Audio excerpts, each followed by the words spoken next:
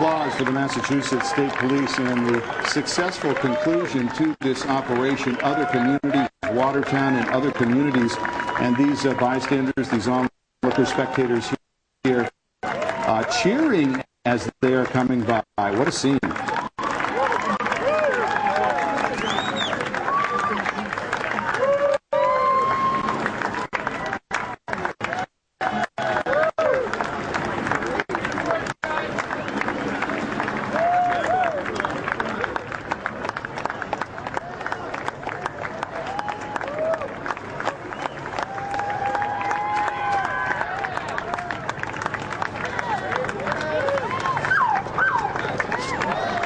And a little answer there from one of the cruisers going by. Some people clapping, giving thumbs up to these officers who, again, Mike, as we were saying a moment ago, they're knocking on doors in this neighborhood, and you were talking about it. You knock on a door and no one answers. What do you do? They didn't know what they were going to find on the other side of the door in these homes here, but still they went door to door. They made sure everybody was safe, and then now finally they have gotten an outcome here. They have captured the second suspect, Dzhokhar Tsarnaev, and then now this man faces a long road as he faces justice here for the crimes that he is accused of committing alongside his brother. And we'll find out soon how badly he has been injured, whether those injuries were suffered overnight in the shootout and altercation with the police. Is that our Allie Donnelly? It is. We'll probably be talking to Allie in just a moment. Whether he was further injured. And there's Allie right there. Allie, can you hear me? You can. I can hear you, Mike. Okay. This is an incredible scene. Definitely. This is Nick.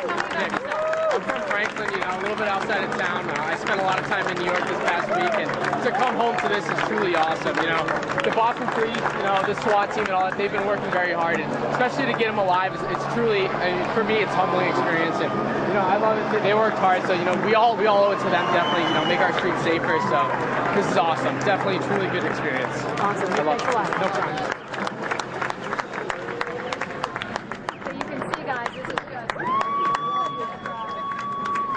And so Allie's going off to talk to some more people in the crowd. They're a crowd that is extremely happy with the outcome. They are very happy, and they should be with that outcome. Their community now safe, and what a roller coaster of emotions for everybody in that town after these period of days where there was uncertainty and anxiety, and now to have this situation, settled before a weekend, and it just is a wonderful turn of events. As these citizens, and we presume many of them in this neighborhood, so they may be people that have had to leave their homes as a result of the operation tonight, but they are cheering these Massachusetts State Police and these other officers. It's almost like a parade. It's an interesting sort of display, and a natural one that they are having in praise of these people who have taken care of a criminal. Yeah, guys, can you hear me? While Allie sets up her shot here right now, let's check in with our Scott Young. He joins us over the phone.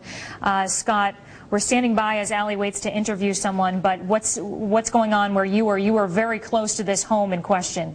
Yeah, we got pushed out, and I've been able to talk to some law enforcement officers that have confirmed a number of key facts for us.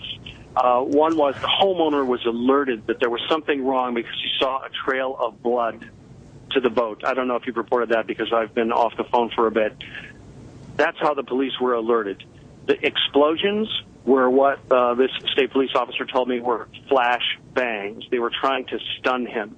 So every one of those explosions that we saw over the trees was a flashbang.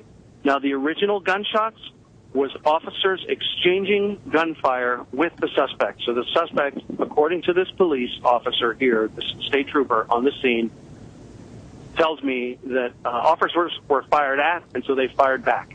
That's when we saw them crouched by what we thought was that boat in the back of the house. And that he tried to set the boat on fire, but that failed. So ultimately, again, those explosions were flashbangs, and they led to the capture of the suspect who was apparently wounded. We are standing out at the perimeter with the rest of the media now, and we will attempt to get our shot up so that when they bring him out, we'll try to get you a shot. All right, so at this point, you believe the suspect is still there being held at this point at the scene, Scott? Yes, that's what the officer told me. He said he thought they would bring him out here where we are, so we're going to try to get that shot. There are scores of cameras out here at this perimeter where they were being kept. So while we were in quite a bit further. Does it seem as though they're indicating that he may be able to walk on his own, or are they going to have to put him on a stretcher? No idea. No idea. I just know that he's injured. The officer told me he didn't know if he was injured from the shootout, earlier in the morning, or from another time, or from now, from this exchange of gunfire. But it wouldn't seem to make sense if he had a trail of blood to the boat, and that's where the owner of the home saw that blood and was suspicious and called police.